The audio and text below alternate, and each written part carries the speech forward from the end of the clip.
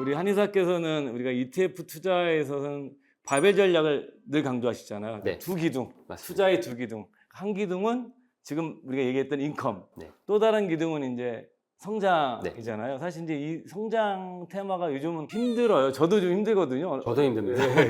그래서 이제 먼저 그러면 우리가 이 성장 그 테마 ETF에 대해서 한번 그 점검을 한번 해볼 필요가 있을 것 같아요. 네. 그 성장 테마를 고를 때 먼저 이제 어떤 게 골라야 되는지 그 얘기 같이 해보도록 하죠. 일단 테마형 ETF를 고르기 위해서는 철학이 분명히 있어야 됩니다. 첫 번째는 기본적으로 컨빅션이라고 하죠. 예. 한마디로 이 과연 성장성이 절대적으로 있는가, 이거에 대한 판단이 일단 필요합니다. 그러니까 성장이라는 것 자체가 사실은 시장이 구조적으로 성장해야 되는 거죠. 맞습니다. 반드시. 네, 그거에 대해서 수혜를 입을 수 있는 기업이나 이런 거로 세팅이 돼야 되는 거죠. 맞습니다. 첫 번째가 네. 그렇죠? 두 번째는 성장하는 테마인데 투자할 수 있는 기업들이 적다면은 이건 또한 리스크입니다. 그렇기 때문에 그쵸. 투자할 수 있을 만한 상장 기업들이 좀 많이 필요하죠. 네. 저희가 ETF를 만들 때는 기본적으로 한 20개 정도는 있어야 된다라고 저희가 생각을 합니다. 그래서 분산을 할 수 있느냐, 그렇죠. 그것을 저희가 조금 보게 됩니다. 그러니까 이제 20개 정도 사야 어떤 기업이 M&A도 그 내에서 이루어지고 네, 또 망하는 기업 있고 흥하는 기업 있고 뭐 쉽게 생각하면 그런 것 같아요. 뭐 70년대 반도체, 80년대까지 반도체 이게 ETF 없었지만 그때 글로벌 반도체 ETF가 있었다면 아마 일본과 미국이 다 그렇죠. 있었을 건데 네, 나중에 이제 이게 삼성전자로 교체가 됐을 거거든요. 그러면 네. 이제 반도체 시장이 커졌으니까 산업의 총량은 플러스가 됐을 건데 그렇죠. 그때 일본 반도체 기업을 선택하신 분들은 폭망이 됐겠죠. 그렇죠, 그렇죠, 그렇죠. 예? 그러니까 삼성전자 하신 분은 대박이 났겠지만 네, 산업 전체를 사는 건 ETF는 대박은 아니더라도 이렇게 여러 그렇죠. 종목이 있어서 분산이 되면은 그 자체로 테마를 성장주 따라가는 투자에 거죠. 그저 따라가면서 분산 투자 효과를 얻기 위해서 20개 정도는 네, 있어야 된다. 맞습니다. 네, 말씀하시는 거죠. 세 번째는 뭐냐면은 앞에 말씀드렸던 성장성이 과연 성장성이 있어야 되냐에 대한 연결고리인데 예. 이 성장성이 그러면은 단기간 있으면 안 되겠죠. 아. 저희가 장기간 한마디로 이제 정말 패러다임을 바꿀 수 있을 만한 뭐 5년, 뭐 정말 짧게는 짧게는 5년, 5년, 예. 길게 보면 뭐 당연히 10년 이상까지죠.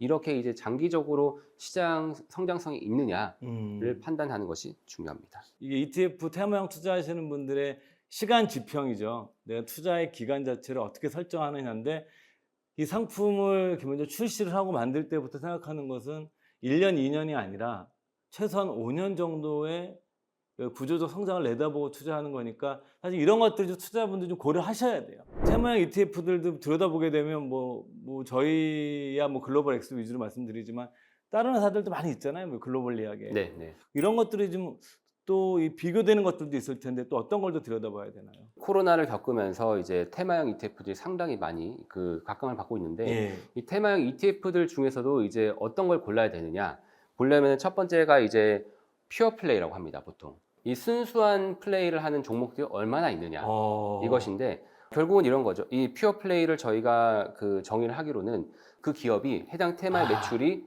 50% 정도는 돼야지 얘가 이제 순수한 기업이다 라고 예. 저희가 판단을 합니다. 그래서 ETF들도 이런 테마형 ETF 중에서 퓨어 플레이를 하는 ETF들도 있고 그렇지 않은 기업들도 많이 있거든요. 그쵸. 그래서 이것들을 얼마나 잘 고르느냐, 세팅, 세팅을 예. 하느냐 예. 이것들을 저희가 들여다볼 필요가 분명히 있습니다. 그래서 예. 이런 것들은 이제 분석을 개인적으로 하시긴 힘들고 요즘에 사이트들이 아주 잘 나옵니다. 예. 뭐 ETF.com 이건 영문 사이트긴 한데 예. 여기서 보시면은 이제 어디 투자하는지 종목들이 조금 쭉 나옵니다. 나오더라고요. 네, 쭉 예. 나오면서 비교해 보실 수 있고 그것들을 보시면서 판단해 보시면 좋을 것 같고요. 두 번째 방식은 뭐냐면은 이건 투자 비중을 결정하는 방식인데 첫 번째가 저희가 제일 아는 것이 뭐 시가총액 방식. 그렇죠. 두 번째는 이제 동일 비중 방식이 있습니다. 이 동일 비중 방식을 테마형에서도 많이 쓰는데 동일 비중 방식의 컨셉이 뭐냐면은 이 산업이 갈 건 알겠어요. 근데 누가 승자가 될지 모르니까 그냥 n분의 1 하자. 예. 이 투자를 가는 것입니다. 예. 그래서 동일 비중이 맞을 것이냐, 시가총액 비중 방식이 맞을 것이냐 이것들을 이제 잘 판단을 하셔야 되는데 저희는 시가총액 방식을 좀 더 선호합니다.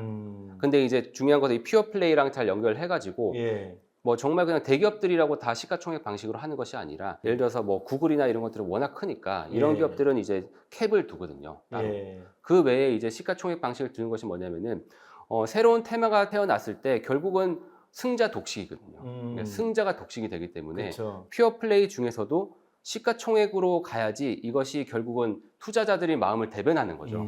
예. 그래서 이제 투자자들이 선택받는 주식에 당연히 이제 시가총액을 예. 받는 것이 조금 더 맞는 것 같다라는 거고요. 예. n분의 1로 했을 경우에는 이제 이것들이 그 좋은 점은 이제 산업이 다 같이 모두 같이 가면 좋은데 중요한 건 뭐냐면은 n분의 1로 했을 때는 n분의 1을 투자했다가 주가가 오르면은 ETF도 리밸런싱을 그쵸, 하거든요. 그쵸. 그러면 다시 동일 비중을 맞춰버립니다. 예. 그러다 보니까 승자가 올라가는데 다시 비중을 깎아버려야 돼요. 예. 그리고 이제 안 좋은 주식들, 예. 성과가 안 좋고 이제 승자가 아닌 패자가 되는 음. 주식들은 비중이 적어야 되는데 다시 같이 올려버리니까 올라가는 예. 동일 비중이냐 시가총액 총액 방식이냐 방식이냐. 이것들을 예. 판단해 보시는 게 중요할 것 같아요. 2022년 네.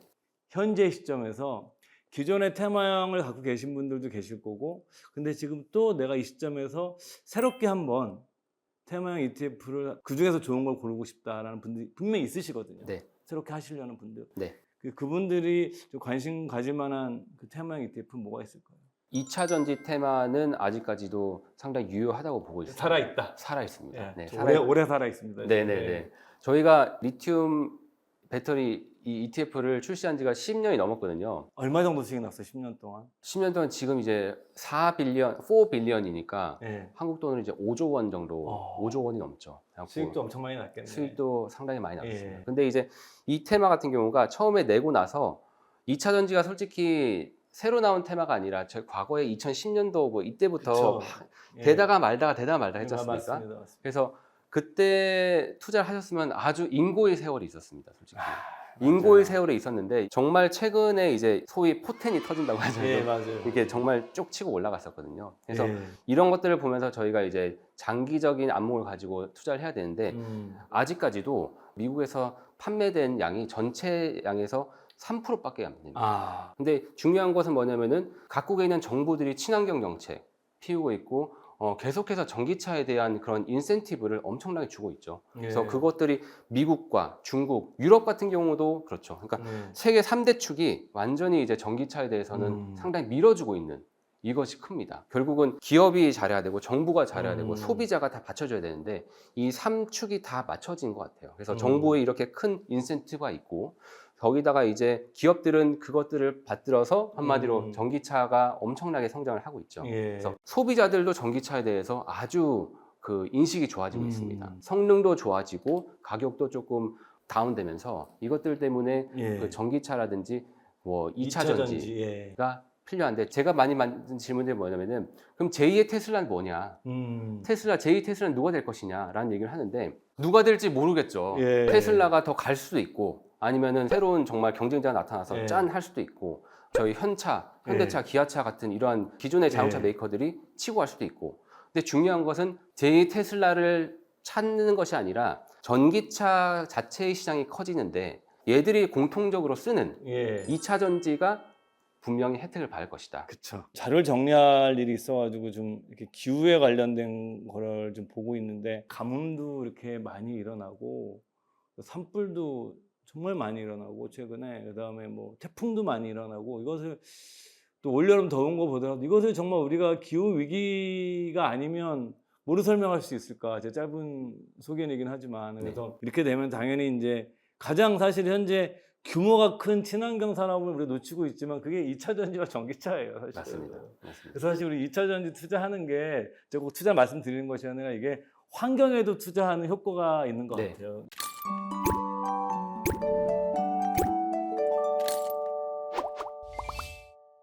또 이제 최근에 얘기 많이 나오는 게 세계화에서 다시 지역 블록주의가 되고 러시아의 우크라이나 침공을 통해서 어떤 네, 패권주의 네. 그다음에 사실 여러분들 그 달러화가 기축통화가 되는데 중요한 모멘텀이 됐던 게 사우디의 석유 대금을 달러로 지급하기로 결정했던 것이 굉장히 그쵸. 중요한 이벤트였고 또 네. 사우디는 중동의 대표적인 친미 국가인데 사우디도 요즘은 이제 좀 옛날 같지 않다라는 거죠. 이러면서 막 얘기 많이 나오는 게 사이버 보안이 단순하게 이제 우리는 뭐 개인 정보나 기업의 문제가 아니라 국가 차원에서도 이제 중요한 비즈니스다 이런 얘기도 나오는데 그래서 사이버 보안 테마도 좀 우리 제 한인사님께서도 많이 강조하시는 걸 알고 있는데 그 부분 좀 설명 좀 해주시죠. 과거만 하더라도 이 내가 해킹을 당할까? 이거에 예. 대한 걸 생각해보면 그렇게 저랑 와닿지 않거든요. 근데 예. 요즘에는 정말 까딱하면은 핸드폰 클릭 잘못하면은 그냥 피싱 사이트로 넘어가게 되고, 특히 미국 같은 경우는 막 피싱 사이트가 정말 범람합니다, 진짜. 예를 들어서 페이스북에 누가 로그인했습니다. 비밀번호 바꾸셔야죠. 이렇게 와요. 그래갖고 이제 클릭하려 하는 순간에 클릭하면 피싱이 되는 거거든요. 그리고 그 실제 그 주소를 보면은 말도 안 되는 주소인데 예. 이런 엄청난 것들이 많거든요. 근데 결국 뭐냐면은 이제 말씀드렸듯이 국가 간의 전쟁도 이제는 정말 뭐 러시아, 우크라이나처럼 이렇게 전쟁을 할 때도 있지만 러시아가 가장 먼저 침공을 했던 것이 이제 사이버였습니다. 그러니까 우크라이나의 뭐 무슨 이제 금융기관들 또는 이제 정부 기관들 이것들을 일단 마비시키고 나서 때린 거죠. 그러니까 모든 것이 지금 다 디지털화돼 있고 사이버 공간에 있다 보니까 현재 상당히 많은 그 공격을 받고 있고 이것들이 아주 중요한 거죠. 저희가 기사도 많이 봤죠. 뭐 북한이 뭐 해킹을 그쵸, 해가지고 그쵸. 예. 뭐 비트코인을 탈취했다더라. 예. 뭐 이런 것들 엄청나게 큰 해커 집단이죠. 어나니머스인가 하는 예, 그 집단도 있죠. 예. 그 집단 같은 경우는 정말 해가지고 국가를 상대로 딜을 하기도 하고 예. 그런 것들이 있습니다. 그래서 이러한 사이버 해킹 공격이 결국은 계속해서 불거지고 있었는데 코로나가 탁 터지면서 모든 것이 디지털화되고 그쵸. 재택근무화가 되고 미국은 이제 재택근무가 이제 다 돌아오고 이미 다 일상화됐거든요. 새로 채용을 할 때 조건이 뭐냐면은 재택근무 뭐 3일 보장, 재택근무 뭐 4일 보장 또는 이제 100% 재택근무 예. 이런 식으로 얘기를 합니다. 뭐 JP 모건 같은 경우도 그 제 근처에 있는데 보면은 예. 다 출근을 해야 돼라고 하지만 실제로 출근하는 사람들이 많이 없다고 하더라고요. 거의 뭐 한 3일 정도, 뭐 이틀 정도 이렇게밖에 출근을 안 한답니다. 그만큼 이제 재택근무를 할 수 있는 환경이 만들어졌다는 거거든요. 예. 인프라가 일종의 바뀐 거네요. 다 깔렸다는 거죠. 일하는 방식에 정말 바뀐 거네요. 코로나 때문에 이 패러다임이 많이 바뀐 것 같아요. 재택근무를 했으니까 그 관련된 산업들이 엄청나게 예. 좋았겠죠. 뭐 클라우드 컴퓨팅이라든지 많은 것이 떴는데 결국은 중요한 것은 이렇게 데이터들이 하도 많이 오고 가고 하는 가운데 사이버 공격에 대한 위험에 노출이 많이 되었던 겁니다. 예. 개인들 같은 경우도 저희가 뭐 보면은 이제 VPN이라고 해서 방화벽을 깔기도 예. 하고 그래서 사이버 보안하는 업체 입장에서는 엄청나게 호황이었죠. 왜냐하면은 예. 옛날에는 그냥 회사 거기 서버만 관리하면 되는데 이제는 이제 개인들도 관리를 해야 됩니다. 그러니까 개인들 인플로이들까지 그 개인의 퍼스널 그 컴퓨터까지 다 관리를 해야 되다 보니까 그 사이버 보안에 대한 그런 시장이 계속 커지고 있는 거죠. 예. 근데 예. 중요한 것은 이 사이버 시장 같은 경우는 어떻게 돈을 버냐면은 자기들이 사이버 보안 프로그램을 까면 끝나는 것이 아니라 요즘에는 월 정액제죠. 대부분이 다 월 정액제. 일종의 구독 서비스라네요. 구독 서비스입니다. 예. 그래서 구독 서비스를 하면서 요즘에 이런 새로운 또 공격이 나왔어. 예. 하면은 너희 할 거야 말 거야. 하면은 기업 입장에서는 해야 되잖아요. 실제로 그렇게 협박범들이 있고요. 네. 많이 네. 사건들이 있었고 실제로. 네, 그러니까 예. 이제 새로운 해킹 사례가 계속해서 발전되고 하다 보니까 이것들을 업데이트를 기업 입장에서 무조건 해야 됩니다. 예. 그러니까 이게 구독료가 올라가고 하면서 그래서 계속해서 이제 증가를 하고 있죠. 데이터를 21세기의 석유라고 그러잖아요.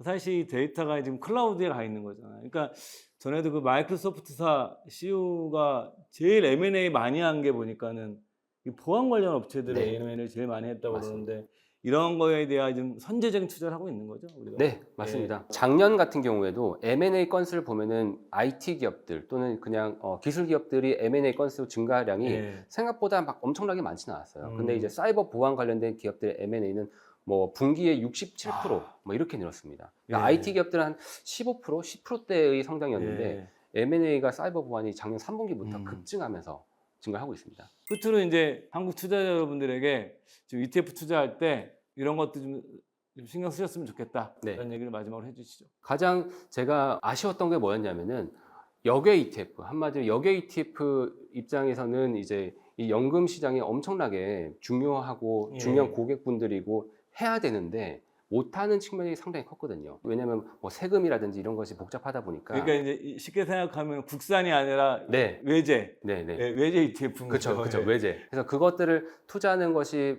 안 돼서 항상 저게 좀 됐으면 좋겠는데 예. 쉽진 않겠구나라는 생각을 항상 하고 있었거든요. 예. 근데 요즘에는 어떻게 나오냐면은 해외에 있는 그런 ETF들을 똑같이 복사를 해서 한국에 상장돼 있는 ETF들도 많이 나오고 있습니다. 그렇죠. 그래서 오늘 말씀드렸던 뭐 리튬이라든지 사이버 보안이라든지 다 한국 상품으로 나와 있어요. 그래서 국내 투자자들, 연금 투자자분들께서도 접근이 가능하십니다. 퇴직연금 계좌나 연금저축계좌 IRP 네. 할 수 있는 거죠. 네, 네. 거기다가 이제 그 커버드 콜이라는 이 상품도 이제 한국에서 다시 손을 보일 거예요. 같이 나옵니까? 그 네, 상품이? 한국으로도 나올 것 같습니다. 그럼 저는 관심 많이 갖겠습니다. 네, 네, 네. 그런 식으로 해서 이제 저희가 노후를 준비하면서 가장 중요한 것은 한국에만 머물러 있지 않고 분명히 해외로 나가시는 것이 맞고, 그리고 이제 중요한 것은 이제 자산 그 측면에서 봤을 때는 늘 강조하지만 바벨 전략, 예. 바벨 전략을 통해서 노후 준비를 하시기를 항상 드리겠습니다. 네. 여러분들께서 ETF 투자를 하실 때 어떤 것들을 좀 신경 쓰시고 하셔야 되는지, 그 다음에 연금으로 투자할 수 있는 ETF가 이제 계속 많아지고 있어요. 그래서 여러분들께서도 이 다양한 상품들을 좀 공부도 해보시고, 또 저희 채널을 보시면 여러분들께서 연금 투자에 필요한 ETF들을 저희가 빠뜨리지 않고 소개해드리도록 할 테니까 여러분들께서도 많이 관심 가져주시면 좋겠습니다. 저희는 이제 물러나고 여러분들 건강하시길 바라겠습니다. 감사합니다.